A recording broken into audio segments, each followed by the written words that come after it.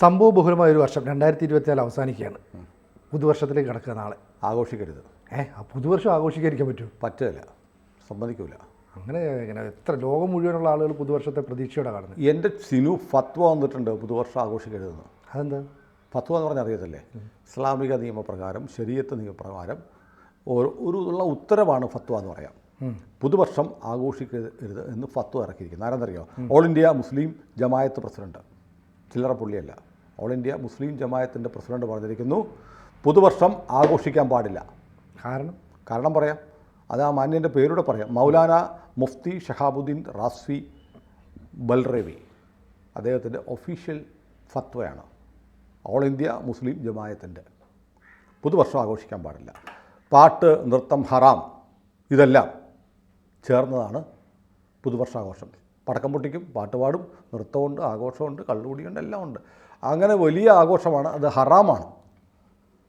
ഹറാമാകാനുള്ള കാരണം ഈ പാട്ട്, നൃത്തം, ആഘോഷം ഒക്കെ ഉള്ളതുകൊണ്ട് മാത്രമല്ല, ഇത് ക്രിസ്ത്യാനികളുടെ ആഘോഷമാണ്. New year. സിനുവിന് എപ്പോഴെങ്കിലും തോന്നിയിട്ടുണ്ടോ? അങ്ങനെ തോന്നിയിട്ടില്ല. അദ്ദേഹം പറയുന്നത് ക്രിസ്ത്യാനി. അദ്ദേഹം പറയുന്നത് നോക്കൂ, അതിന് പുള്ളി ശാസ്ത്രീയമായിട്ടാണ് പറയുന്നത്. പറയുമ്പോൾ എല്ലാം സമ്മതിക്കണമല്ലോ. അദ്ദേഹം പറയുന്നത് പുതുവർഷം എന്ന് പറഞ്ഞാൽ എന്താണ്? പുതിയ വർഷം തുടങ്ങുകയാണ് അല്ലേ? അതെ. പുതിയ വർഷം എന്ന് പറയുന്നാൽ ആരുടെയാണ്? യൂറോപ്യൻ രീതിയാണ്. ഇംഗ്ലീഷ് ന്യൂ ഇയർ ആണല്ലോ. അതെ. ഇംഗ്ലീഷുകാരെന്ന് പറഞ്ഞാൽ ആരാ? യൂറോപ്യൻസാണ്. ഭൂരിപക്ഷവും ക്രിസ്ത്യാനികളാണ്. ഇംഗ്ലീഷ് ന്യൂ ഇയർ ആണ് ജനുവരിയിൽ ആരംഭിക്കുന്നത്. അതുകൊണ്ട് അത് ക്രിസ്ത്യാനികളുടെ ആഘോഷമാണ്. നമ്മുടേത് ആരംഭിക്കുന്നത് ഹിജറ വർഷമാണ്. അങ്ങനെയാണെങ്കിൽ ഇന്ത്യയിലെ ഹിന്ദുക്കൾ പറയണം ഭാരതത്തിൻ്റെ വർഷം ശകവർഷമാണ് അല്ലേ? ശതവർഷം. അപ്പോൾ വേണമെങ്കിൽ ഹിന്ദുക്കൾക്കും പറയാം ന്യൂ ഇയർ ആഘോഷിക്കില്ല. പക്ഷേ ഹിന്ദുക്കൾ അങ്ങനത്തെ ഊളത്തരമൊന്നും പറയില്ല. കാരണം ഹിന്ദുക്കളെ സംബന്ധിച്ച് അവർ ഇൻക്ലൂസീവാണ്, എല്ലാത്തിനെയും ഉൾക്കൊള്ളും. ഞങ്ങൾ വേറെയാണ്. ഞങ്ങളെല്ലാവരും പോയി ചെയ്യുന്ന പോലെ ചെയ്യത്തില്ല. മുണ്ടെടുക്കുന്ന പോലും എല്ലാവരും ചെയ്യുന്ന പോലെ ചെയ്യത്തില്ല. മുമ്പൊരിക്കൽ ഞാൻ പറഞ്ഞ പോലെ ഇത്തരം കാര്യം പറഞ്ഞപ്പോഴത്തേക്ക് വൈക്കം മുഹമ്മദ് ബഷീറിൻ്റെ മുണ്ട് നേരെ കൊടുക്കുമായിരുന്നു, എല്ലാവരും കൊടുക്കുന്ന പോലെ. ബഷീറിൻ്റെ അച്ഛൻ പറഞ്ഞു, എടാ തിരിച്ചു കൊടുക്കലാന്ന് പറഞ്ഞു. അപ്പോൾ ചോദിച്ചു, എന്താ പാപ്പ എല്ലാവരും അങ്ങനെയല്ല, അപ്പുറത്തെ രാമൻ ചേട്ടനും പിള്ളേച്ചനും ഒക്കെ ഇങ്ങനെയാണല്ലോ കൊടുക്കുന്നത്. അപ്പോൾ ബഷീറിൻ്റെ വാപ്പ പറഞ്ഞു, എടാ അവരൊക്കെ കാഫിറാണ്, കാഫിർ ചെയ്യുന്നതിന് എതിരെ വേണം നമ്മൾ ചെയ്യാൻ. ബഷീർ അന്നേ സരസനാണ്. ബഷീർ ചോദിച്ചു, അപ്പോൾ വാപ്പ കാഫിറുകൾ വായ കൊണ്ടാണല്ലോ ആഹാരം കഴിക്കുന്നത്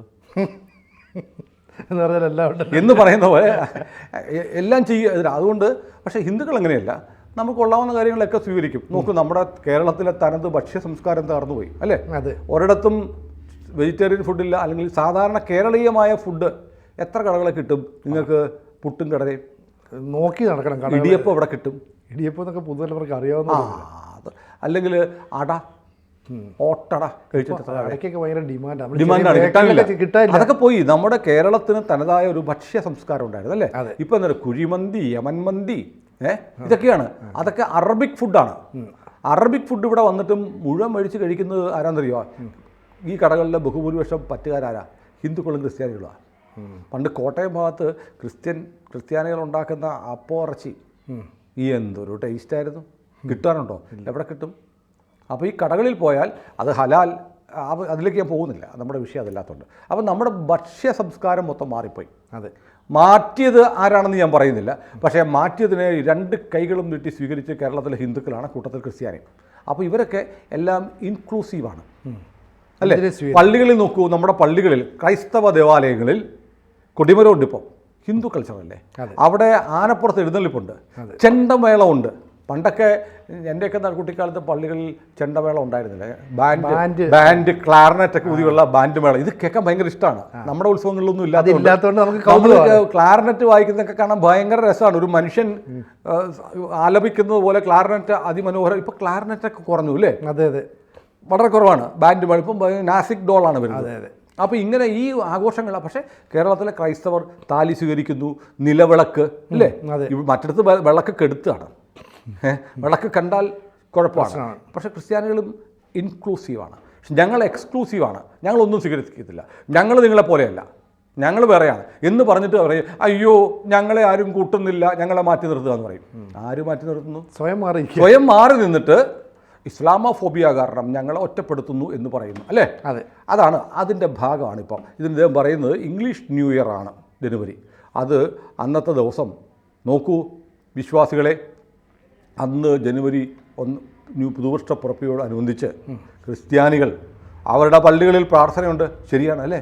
അതെ. അതുകൊണ്ടത് മതപരമായ ആഘോഷമാണ്. എങ്ങനെയുണ്ട്?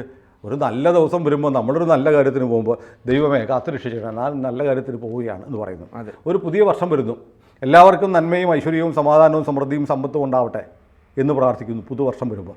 അതുപോലെ അവരവരുടെ ദേവാലയത്തിൽ പോയിട്ട് പുതുവർഷത്തിൽ പ്രാർത്ഥിക്കുന്നു, അടുത്ത ഒരു വർഷം നന്നായിരിക്കണേ എന്ന് പ്രാർത്ഥിക്കുന്നു, ലോകത്തിന് മുഴുവൻ സുഖമുണ്ടാവണേ എന്ന് പ്രാർത്ഥിക്കുന്നു. അതുകൊണ്ട് അത് വർഗീയതയാണ് പുതുവർഷം. അങ്ങനെയുണ്ട്. അതുകൊണ്ട് അദ്ദേഹം പറയുന്നത് ഈ ശരിയ നിയമപ്രകാരം നിങ്ങൾ പുതുവർഷം ആഘോഷിക്കുന്നത് ക്രിമിനൽ കുറ്റമാണ്. അപ്പം പുറത്തായിരുന്നെങ്കിൽ ശരിയ നിയമമുള്ള സ്ഥലത്താണ് ശരിയ നിയമപ്രകാരം ക്രിമിനൽ കുറ്റമാണ്, നിൻ്റെ കയ്യോ കാലോ തലയോ വിട്ടോ അല്ലെങ്കിൽ കല്ലെറിയും അല്ലെ മുട്ടയടിച്ച് കഴുതപ്പുറത്ത് കയറ്റി വിടുമായിരുന്നു. അതുകൊണ്ട് ആഘോഷിക്കാൻ പാടില്ല. ഇനി അദ്ദേഹം പറയുന്നുണ്ട് പാട്ട്, നൃത്തം, പടക്കം പൊട്ടിക്കൽ, ഇതിലെല്ലാം മുസ്ലിങ്ങൾ പങ്കെടുക്കുന്നുണ്ട്.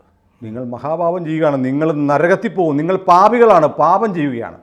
അതുകൊണ്ട് മഹാനായ മൗലാന മുഫ്തി ഷഹാബുദ്ദീൻ റാസ്വി ബൽറേവി പറഞ്ഞിരിക്കുന്നത്, ഓൾ ഇന്ത്യ മുസ്ലിം ജമായത്തിൻ്റെ പ്രസിഡൻ്റാണ് അദ്ദേഹം പറഞ്ഞിരിക്കുന്നത്, ന്യൂ ഇയർ ആഘോഷിക്കാൻ പാടില്ലെന്നാണ്. നമ്മുടെ നാട് എങ്ങോട്ടാണ് സിധു പോകുന്നത്? ചിന്തിക്കാൻ കഴിയുന്നതിനപ്പുറത്തേക്കാണ് കാര്യങ്ങളൊക്കെ. എന്നിട്ട് ഇങ്ങനെയൊക്കെ കാണിച്ചിട്ട് ഇവർ പറയുകയാണ് ഞങ്ങളെ ഇരകളാക്കുന്നത്, ഞങ്ങളെ ഒറ്റപ്പെടുത്തുന്നത്, മാറ്റി നിർത്തുന്നത്. മനുഷ്യൻ ഒരേപോലെ ഇന്ത്യക്കാരെന്ന നിലയിൽ മനുഷ്യരെന്ന നിലയിൽ ഒരുമിച്ച് ജീവിക്കുന്നിടത്ത് നിങ്ങൾ ക്രിസ്മസ് ആഘോഷിക്കരുത്, നിങ്ങൾ ഓണം ആഘോഷിക്കരുത്, നിങ്ങൾ വിഷു ആഘോഷിക്കരുത്. ആഘോഷിക്കുന്നത് മാത്രമല്ല അതിൽ പങ്കാളികൾ പോലും ആകരുത്. അവർ കേക്ക് തിന്നാൻ പാടില്ല, ഓണത്തിന് പായസം കുടിക്കരുത്. പായസം കുടിക്കരുത്. ഞാൻ കഴിഞ്ഞ ദിവസം നമ്മുടെ രാമസിംഹനുണ്ടോ അലി അക്ബർ ചെയ്തൊരു വീഡിയോ കൊണ്ട്, ആ വീഡിയോ ഷിർക്ക് എന്ന പേരിൽ അദ്ദേഹം ഉൾപ്പെടെ അഭിനയിച്ചൊരു വീഡിയോ ആണ്. ഒരു വീടിൻ്റെ തടക്കൽ, ഒരു മുസ്ലിം വീടിൻ്റെ തടക്കൽ ഒരു നായർ എന്ന് പറഞ്ഞ ഒരു വൃദ്ധനായ കഥാപാത്രവും അദ്ദേഹത്തിൻ്റെ തൊട്ടുപുറത്ത് ആ വീട്ടിലെ ഗ്രഹനാഥൻ്റെ ഭാര്യയായ മുസ്ലിം സ്ത്രീ കൊണ്ടിരിക്കുന്നു. അവരിങ്ങനെ അരവണ പായസം സ്പൂണിട്ട് കഴിക്കുകയാണ്. ഉടനെ പുള്ളിക്കാരൻ ഭാഗത്തുനിന്ന് അലി അക്ബറാണ് അല്ല രാമസിംഹനാണ് അതിലെ ഗ്രഹനാഥനായ മുസ്ലിം മതവിശ്വാസിയായിട്ട് വരുന്നത്. അപ്പോൾ നീ എന്താ കഴിക്കുന്ന? അരവണ പായസം തിന്നരുത്, അത് നമുക്ക് ഷിർക്കാണ്, ഷിർക്ക് കഴിക്കാൻ പാടില്ല എന്ന് പറയുന്നു.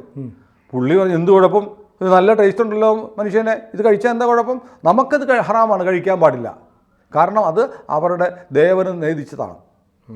ഭഗവാനും അവരുടെ ദേവന് നേദിച്ചെന്ന് പറഞ്ഞാൽ ഇവർ ചോദിച്ച് ക്ലാരിഫൈ ചെയ്യുന്നുണ്ട്. എങ്ങനെയാണ് ഉണ്ടാക്കിയിട്ട് ഭഗവാന്റെ മുന്നിൽ വെക്കും, അത് കഴിഞ്ഞ് എല്ലാവർക്കും കൊടുക്കും. അങ്ങനെയാണ് ഹിന്ദു ദേവാലയങ്ങളിലെ ഒരു ട്രഡീഷൻ.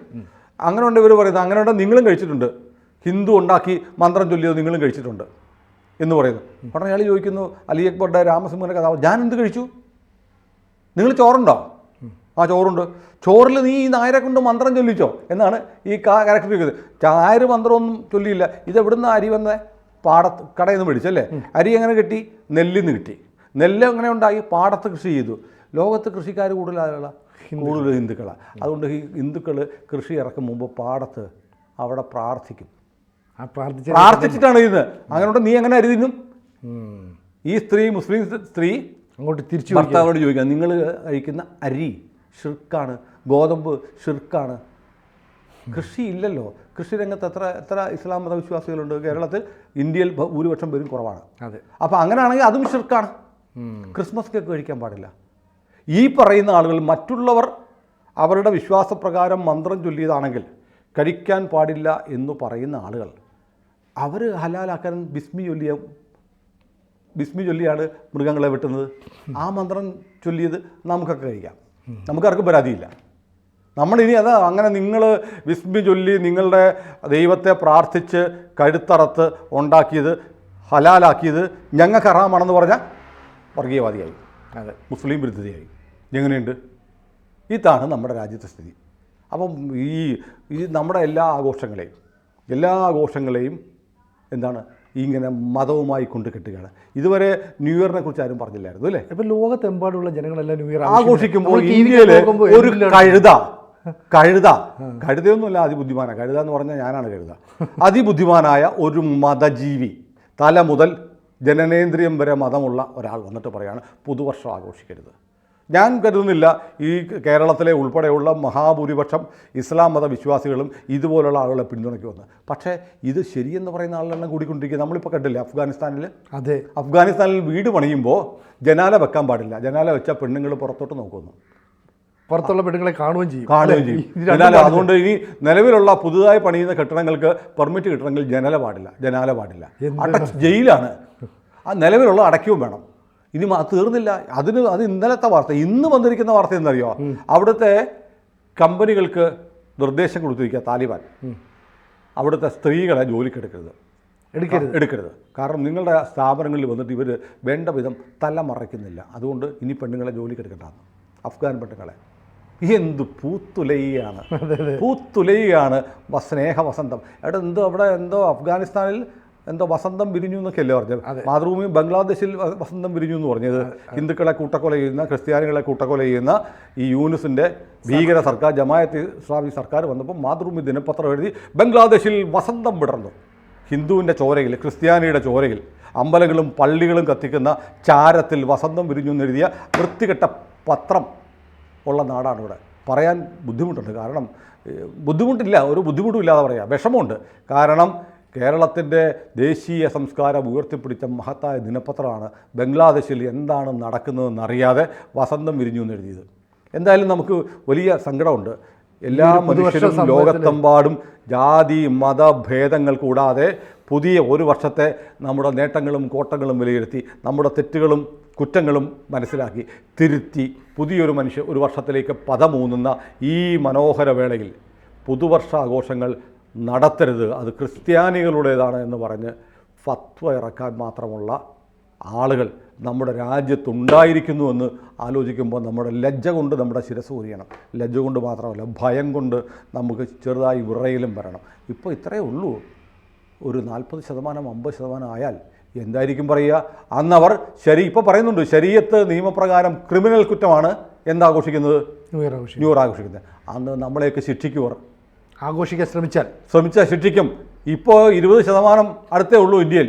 അത് 40% 50% ആകുമ്പോൾ സിനുവും ഞാനും ജോസഫും ഒക്കെ ആലീസും ഒക്കെ ന്യൂ ഇയർ ആഘോഷിച്ചാൽ, ക്രിസ്മസ് പോലും അല്ല, ന്യൂ ഇയർ ആഘോഷിച്ചാൽ ശരീഅത്ത് നിയമപ്രകാരം ശിക്ഷിക്കപ്പെടും. അതിൻ്റെ തുടക്കമാണ്, സൂചനയാണ് ഈ മൗലാന മുഫ്തി ഷഹാബുദ്ദീൻ റാസ്വി ബൽറേവി എന്ന് പറയുന്ന ആൾ ഇന്ത്യ മുസ്ലിം ജമാഅത്ത് പ്രസിഡൻറ്റിൻ്റെ ഫത്വ. ഇത് പക്ഷേ നമ്മുടെ പത്രങ്ങൾ കാണില്ല, നമ്മുടെ മാധ്യമങ്ങൾ പറയത്തില്ല, ഇതിനെതിരെ പ്രതിഷേധിക്കത്തില്ല, ഇതിനെക്കുറിച്ച് അന്തിച്ചർച്ച നടത്തില്ല.